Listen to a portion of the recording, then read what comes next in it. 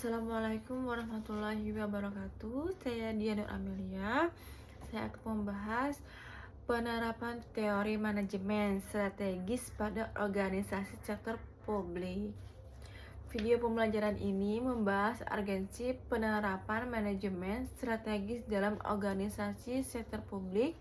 Pemateri mewakili dengan pernyataan kritis mengenai relevan manajemen strategis bagi organisasi publik yang selama ini dianggap hanya menjalankan rutinitas sesuai mandat peraturan.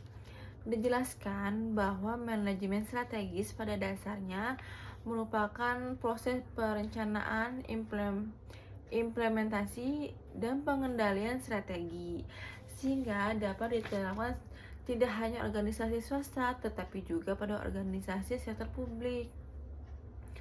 Pembahasan mengacu pada jurnal karya Jasper Rosenberg, Hansen, dan Ewan Fairley yang mengkaji penerapan dua teori manajemen strategis, yaitu Porter Strategi Positioning dan Ratio-Based View dalam organisasi publik. Penerapan kedua teori tersebut sangat dipengaruhi oleh kondisi institusional organisasi, khususnya tingkat ekonomi administrasi, sistem penganggaran berbasis kinerja, dan adanya persaingan menyerupai mekanisme pasar. Berdasarkan kondisi tersebut, organisasi publik dibedakan menjadi organisasi publik tradisional dan organisasi yang berorientasi New Public Management.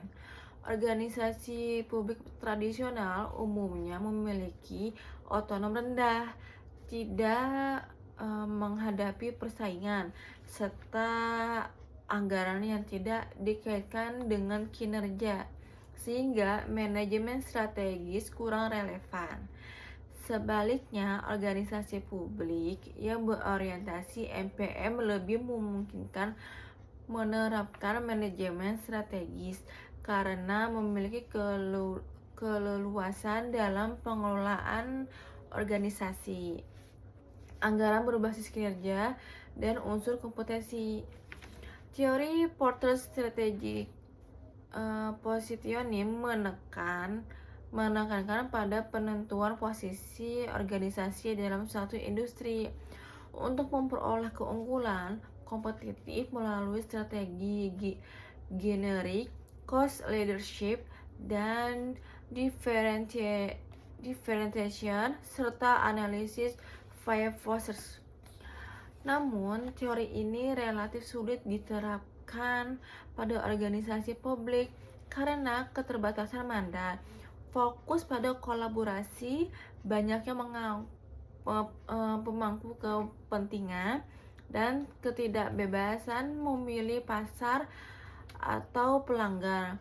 Meskipun demikian, teori Porter tetap dapat diterapkan pada organisasi publik yang telah mengadopsi prinsip NPM. Contoh penerapannya ditunjukkan pada khusus sekolah menengah atas di Denmark yang setelah reformasi memperoleh otonomi lebih besar, anggaran berbasis jumlah siswa, dan harus bersaing dengan sekolah lain. Dalam kondisi tersebut, sekolah dapat memposisikan diri secara strategis melalui diferensiasi program atau kerjasama dengan pihak lain. Selanjutnya, teori ratio-based view menekankan bahwa keunggulan kompetitif bersumber dari sumber daya internasional organisasi melalui kerangka VRIO yang disingkat Valuable, Rare, Inimitable, dan Organisasional. RBV berfokus pada efisiensi dan penciptakan nilai melalui optimalisasi sumber daya.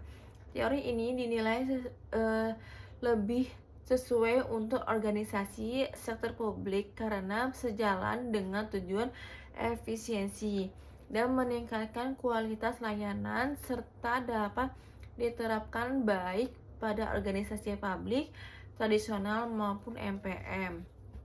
Contoh penerapan RBV ditunjukkan pada sektor kesehatan di Inggris, di mana rumah sakit terspesialisasi memanfaatkan kekuatan riset dan pengetahuan untuk menciptakan nilai tambah dan keunggulan layanan dibandingkan rumah sakit lain. Sebagai kesimpulan, video ini menegaskan bahwa baik teori Porter maupun RBV dapat diterapkan dalam organisasi sektor publik dengan mempertimbangkan konteks dan karakteristik organisasi.